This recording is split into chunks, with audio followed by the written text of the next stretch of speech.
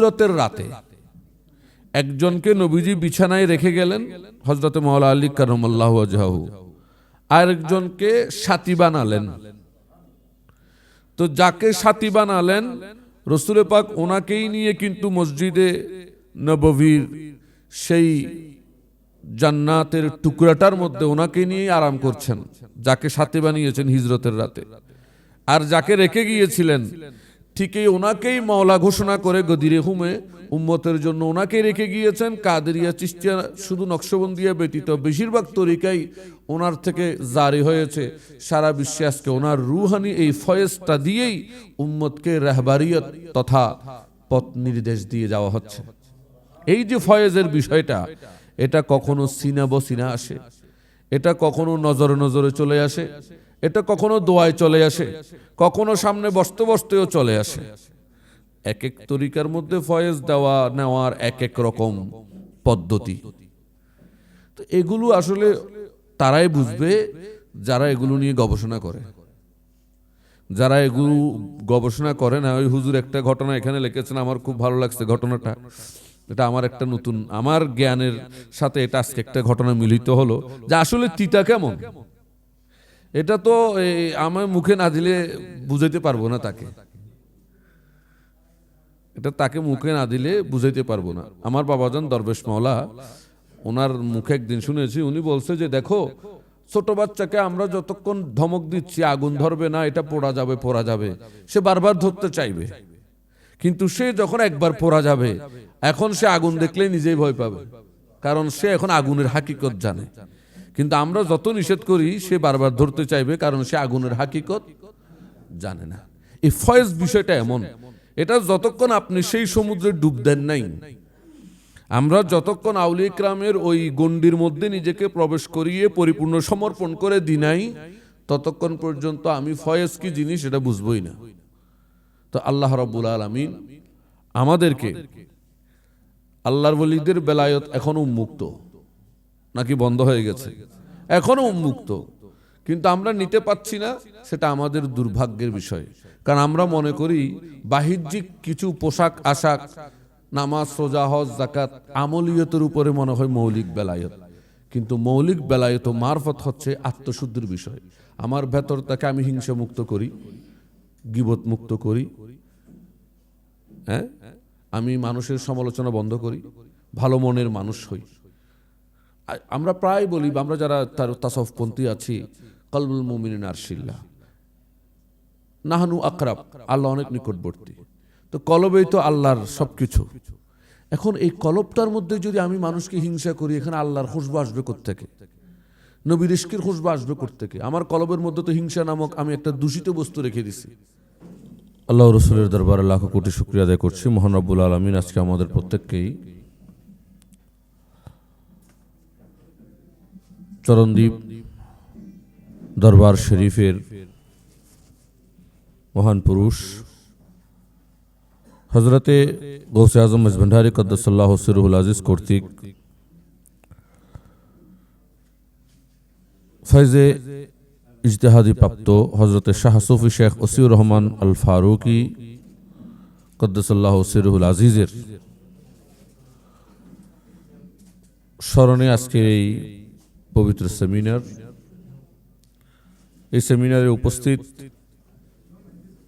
আজকের সভাপতি পীরে তরিকত হজরতুল হাজ শাহ সুফি শেখ আবু মোহাম্মদ শহীদুল্লাহ ফারুকি সাহেব, উপস্থিত আজকের মাহফিলের সেমিনারের সম্মানিত স্বাগত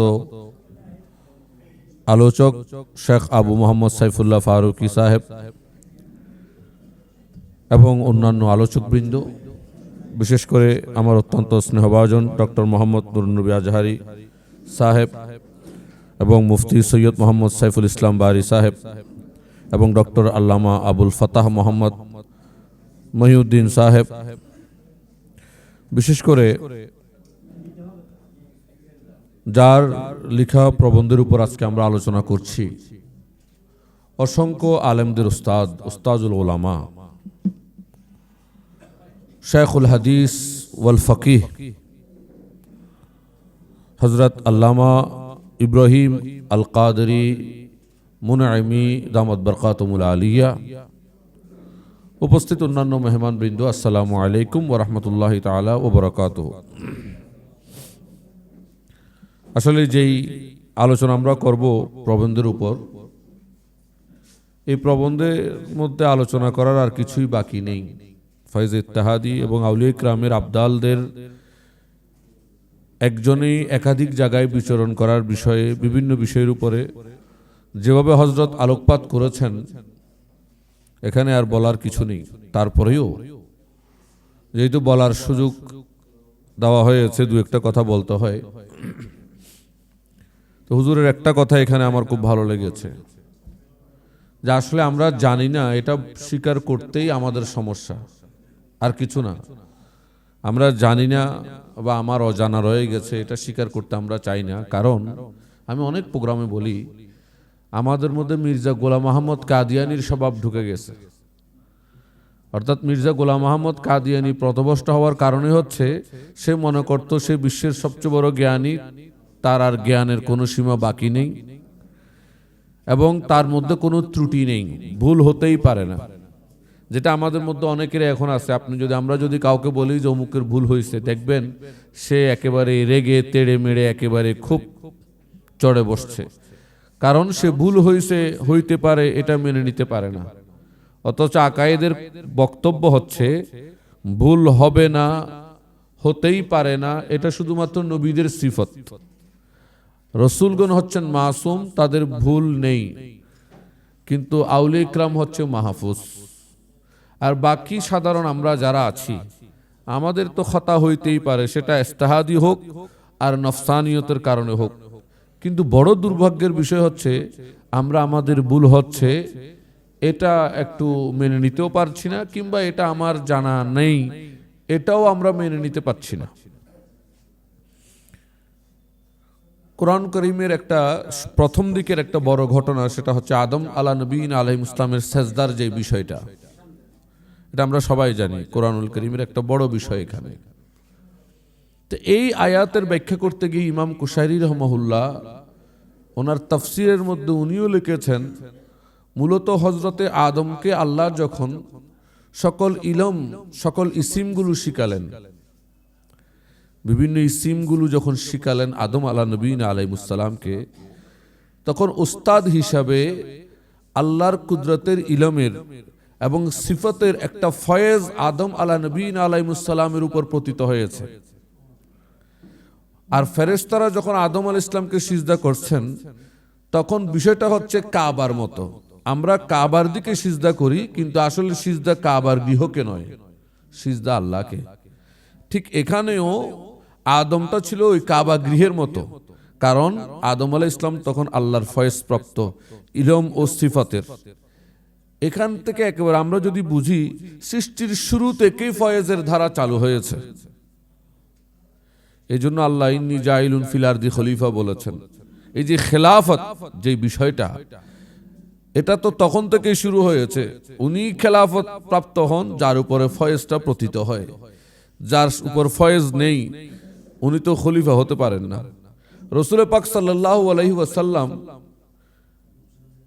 আমরা যদি একটু দেখি, আমি অনেক জায়গায় বলি, আমরা যদি দেখি যে হিজরতের রাতে একজনকে নবীজি বিছানায় রেখে গেলেন, হযরতে মাওলা আলী কারামাল্লাহু ওয়াজহাহু, আর একজনকে সাথী বানালেন। তো যাকে সাথী বানালেন, রাসূল পাক ওনাকেই নিয়ে কিন্তু মসজিদে নববীর সেই জান্নাতের টুকরাটার মধ্যে ওনাকে নিয়ে আরাম করছেন, যাকে সাথী বানিয়েছেন হিজরতের রাতে। আর যাকে রেখে গিয়েছিলেন, ঠিক এই ওনাকেই মাওলা ঘোষণা করে গদিরে হুমে উম্মতের জন্য ওনাকে রেখে গিয়েছেন। কাদেরিয়া চিশতিয়া শুধু নকশবন্দিয়া ব্যতীত বেশিরভাগ তরিকাই ওনার থেকে জারি হয়েছে। সারা বিশ্বে আজকে ওনার রুহানি এই ফয়েজটা দিয়েই উম্মতকে রাহবারিয়ত তথা পথ নির্দেশ দিয়ে যাওয়া হচ্ছে। এই যে ফয়েজের বিষয়টা, এটা কখনো সিনা বসিনা আসে, এটা কখনো নজরে নজরে চলে আসে, এটা কখনো দোয়ায় চলে আসে, কখনো সামনে বসতে বসতেও চলে আসে। এক এক তরিকার মধ্যে ফয়েজ দেওয়া নেওয়ার এক এক রকম পদ্ধতি। তো এগুলো আসলে তারাই বুঝবে যারা এগুলো নিয়ে গবেষণা করে, যারা এগুলো গবেষণা করে না, ওই হুজুর একটা ঘটনা এখানে লিখেছেন, আমার খুব ভালো লাগছে ঘটনাটা। এটা আমার একটা নতুন, আমার জ্ঞানের সাথে এটা আজকে একটা ঘটনা মিলিত হলো যে আসলে তিতা কেমন, এটা তো আমার মুখে না দিলে বুঝাইতে পারবো না তাকে, এটা তাকে মুখে না দিলে বুঝাইতে পারবো না। আমার বাবাজান দরবেশ মাওলা, ওনার মুখে একদিন শুনেছি, উনি বলছে যে দেখো, ছোট বাচ্চাকে আমরা যতক্ষণ ধমক দিচ্ছি আগুন ধরবে না, এটা পোড়া যাবে পোড়া যাবে, সে বারবার ধরতে চাইবে, কিন্তু সে যখন একবার পোড়া যাবে, এখন সে আগুন দেখলে নিজেই ভয় পাবে, কারণ সে এখন আগুনের হাকিকত জানে। কিন্তু আমরা যত নিষেধ করি সে বারবার ধরতে চাইবে, কারণ সে আগুনের হাকিকত জানে না। এই ফয়েজ বিষয়টা এমন, এটা যতক্ষণ আপনি সেই সমুদ্রে ডুব দেন নাই, আমরা যতক্ষণ আউলিয়া ইকরামের ওই গণ্ডির মধ্যে নিজেকে প্রবেশ করিয়ে পরিপূর্ণ সমর্পণ করে দিই নাই, ততক্ষণ পর্যন্ত আমি ফয়েজ কি জিনিস এটা বুঝবই না। তো আল্লাহ রাব্বুল আলামিন আমাদেরকে, আল্লাহর ওলিদের বেলায়ত এখনো উন্মুক্ত নাকি বন্ধ হয়ে গেছে? এখনো উন্মুক্ত, কিন্তু আমরা নিতে পাচ্ছি না, সেটা আমাদের দুর্ভাগ্যের বিষয়। কারণ আমরা মনে করি বাহ্যিক কিছু পোশাক আশাক, নামাজ, রোজা, হজ, যাকাত, আমলিয়তের উপরে মনে হয় মৌলিক বেলায়ত, কিন্তু মৌলিক বেলায়ত ও মারফত হচ্ছে আত্মশুদ্ধির বিষয়। আমার ভেতরটাকে আমি হিংসা মুক্ত করি, গীবত মুক্ত করি, হ্যাঁ, আমি মানুষের সমালোচনা বন্ধ করি, ভালো মনের মানুষ হই।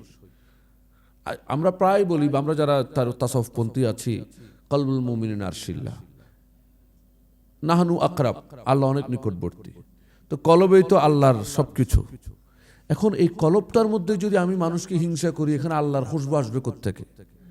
নবীর ইশকের খুশবু আসবে কোত্থেকে? আমার কলবের মধ্যে তো হিংসা নামক আমি একটা দূষিত বস্তু রেখে দিছি, অহংকার নামে একটা দূষিত বস্তু রেখে দিয়েছি, এখানে পরসমালোচনা একটা দূষিত বস্তু রেখে দিয়েছি, ঘৃণা দূষিত বস্তু রেখে দিয়েছি। এগুলোকে বের করতে হবে। আর আউলিয়া ইকরামের দরবার হচ্ছে সেটার একটা সুন্দর জায়গা। আমি নিজের থেকে একটা জিনিস প্রায় উপলব্ধি করি, ওই ব্যক্তির দ্বারাই সম্ভব রাস্তায় বাজারে হাটে তার পীরকে, তার শিক্ষককে, তার পিতামাতাকে পায়ে ধরে চুমু দেওয়া, যেই ব্যক্তির কাছে অহংকার নেই। যার কাছে অহংকার আছে সে চিন্তা করবে, আমি যদি এখন চেরাগি পাহাড়ের মোড়ে আমি আমার ওস্তাদকে যদি কদম বুসি করি, দস্ত বুসি করি, তাহলে পাশের থেকে লোক তাকাই থাকবে, আমাকে কি না কি বলবে। এই সমস্ত চিন্তা, লোকে কি বলবে, এই চিন্তা যার মস্তিষ্কে আছে, সে তখন সেটা করতে পারবে না। এজন্য লোকে কি বলে, লোকে কি ভাবে, সেগুলোর থেকে বের হয়ে আল্লাহ ও রসুল কি চান, আমার মুর্শিদ কিভাবে আমার উপর রাজি হবে, এই চিন্তাটা করাই হচ্ছে আমাদের তাসাউফ পণ্ডিতের কাজ। আর আমরা যদি সেটা করতে পারি, তাহলে আমরাও হযরত ওসিউর রহমান ফারুকী চরণদ্বীপের মতো, আমরাও আমাদের মুর্শিদের ফয়েজের তাহাদি বা অন্যান্য ফয়েজের বিভিন্ন প্রকরণগুলো আমরাও পেয়ে যাব। বেলায়েতের দরজা এখন উন্মুক্ত আছে, আমরাও সে ফয়েজগুলো ইনশাল্লাহ পাবো। আল্লাহ রাব্বুল আলামিন আমাদের প্রত্যেককেই সেই কামিয়াবির জিন্দেগি দান করুক। আমার এই স্বল্প আলোচনায় যদি কোনো ধরনের শব্দ ত্রুটি হয়ে থাকে, কারণ আমরা তো মানুষ, আউলিয়া ইকরাম আম্বিয়া ইকরামদের শানে আলোচনা করতে গিয়ে শব্দ ত্রুটি হতেই পারে, অবশ্যই ক্ষমা সুন্দর দৃষ্টিতে দেখবেন। আসসালামু আলাইকুম ওয়া রাহমাতুল্লাহি তাআলা ওয়া বারাকাতুহু।